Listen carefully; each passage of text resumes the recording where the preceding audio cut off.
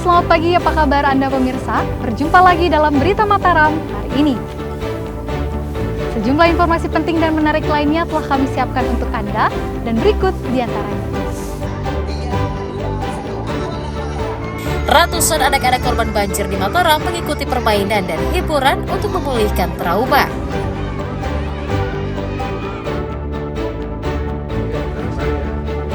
Pastikan pengusutan kematian Brigadir Nur Hadi berjalan profesional. Kompolnas mengunjungi 3 tersangka dan penyidik di Polda Nusa Tenggara Barat.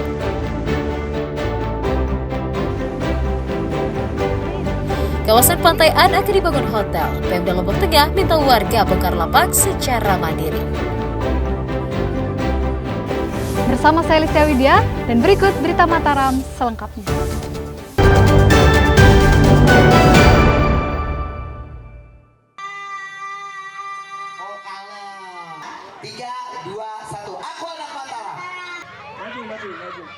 Ratusan anak-anak korban banjir di Kelurahan Selagalas, Kecamatan Sandubaya mengikuti trauma healing yang dilaksanakan oleh relawan bencana dan Ketua Pemberdayaan Kesejahteraan Keluarga Kota Mataram. Selain diajak bermain, anak-anak juga diajak bernyanyi dan membaca buku. Ini untuk membangkitkan semangat mereka agar melupakan peristiwa banjir yang merendam rumah mereka sepekan lalu.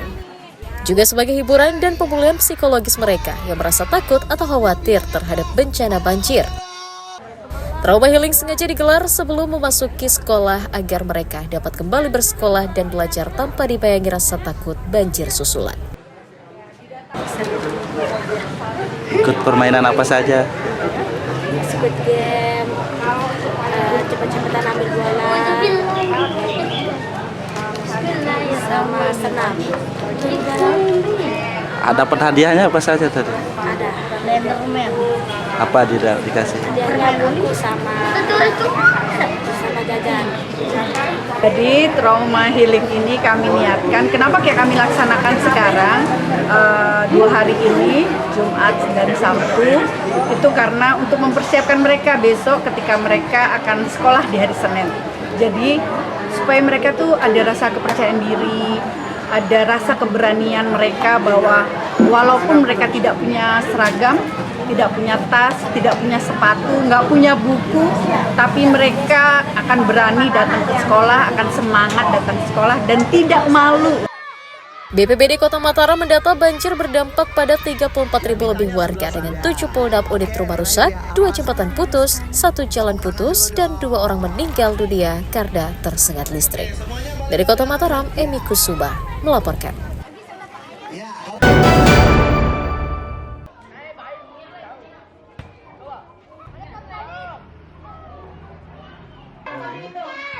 Dewan Perwakilan Rakyat Daerah DPRD Kabupaten Lombok Tengah meminta Pemda mempercepat pendataan jumlah sekolah rusak di daerah.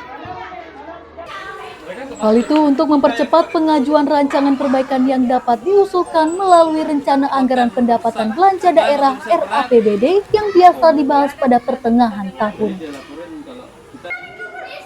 Selain untuk memastikan bantuan perbaikan tepat sasaran, data lapangan juga untuk memberikan gambaran jumlah sekolah yang masuk dalam skala prioritas perbaikan lebih awal. Selain melalui RAPBD, perbaikan sekolah juga bisa dilakukan melalui dana pokok pikiran atau POKIR. Namun harus melalui mekanisme yang adil dan pengkajian yang lebih detail agar tidak menimbulkan kecemburuan. Dan terima kasih atas informasi tentang data-data sekolah yang ada. Data terkait dengan mana sekolah kita yang kondisi rusak berat. Ini kan mana kondisi yang rusak sedang, mana yang sudah dikategorikan sudah bagus. Sehingga di pembahasan berikutnya kita arahkan anggaran untuk pendidikan ini untuk menyelesaikan yang rusak. Legislator rencananya akan memanggil Dinas Pendidikan dan Kebudayaan untuk meminta data dan masukan mengenai jumlah sekolah yang harus segera diperbaiki pada tahun 2025. Nurmanul Hakim melaporkan dari Kabupaten Lombok Tengah.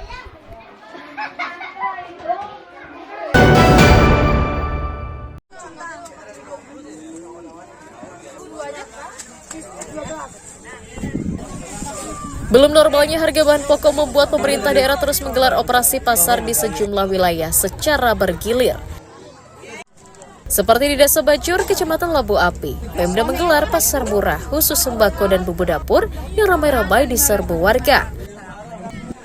Pada operasi kali ini beras dijual Rp13.000 per kilogram, gula Rp14.000 per kilogram, telur Rp55.000 per papan, dan cabai Rp50.000 per kilogram. Operasi pasar diapresiasi warga karena dapat mengurangi beban ekonomi mereka di tengah mahalnya harga bahan pokok.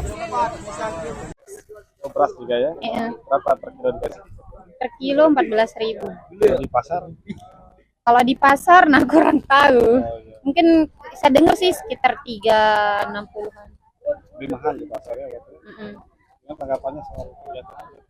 Ya senang sih ada kegiatan kayak gini kan, jadinya kita dapat harga yang lebih murah dibandingkan dengan harga biasanya. Ini pertama kali belanja?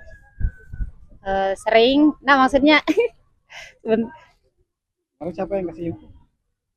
ini kan pertama kali di sini. Pasar murah digelar untuk mengatasi lonjakan harga dan juga mencukupi stok pangan di daerah. Kalau beras, saya rasa ini kita lempar lagi ke pasaran ya, ke masyarakat.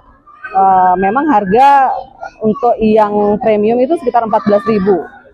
Jadi seperti minggu kemarin harganya masih sekitar 14-15, masih stabil. Saya rasa jadi masyarakat kan masih aman. Jadi stok pun juga masih ada ya.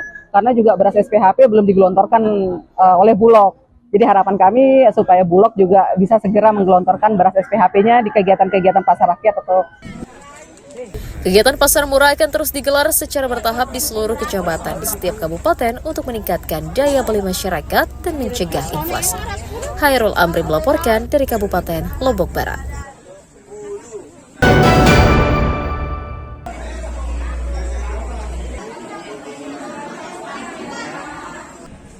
Dinas Kependudukan dan Pencatatan Sipil mendorong warga pendatang agar segera mengurus izin tinggal sebagai langkah tertib administrasi kependudukan di Kabupaten Lombok Barat. Pengurusan Adminduk untuk memudahkan warga mendapatkan akses layanan kesehatan, pendidikan, bantuan sosial, hingga hak suara dalam pemilu dan pilkada.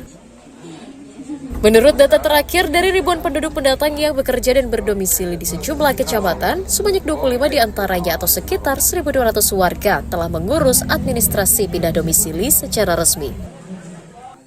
Untuk memudahkan warga, Dukcapil menyiapkan program perpindahan domisili atau pengurusan administrasi pelayanan jemput bola di seluruh kecamatan. Jadi sangat kami himbau kepada warga masyarakat yang berdomisili di wilayah Lombok Barat namun KTP-nya masih luar daerah. Kalau sudah sampai 1 tahun, anggap itu sudah berada di sini, saya sarankan untuk bisa merubah domisilinya, yang artinya pindah ke Lombok Barat. Kalau misalnya kesulitan untuk mengurus surat pindah sendiri, kami siap dengan alasan apapun, kami siap baik itu secara kolektif untuk kami pindahkan.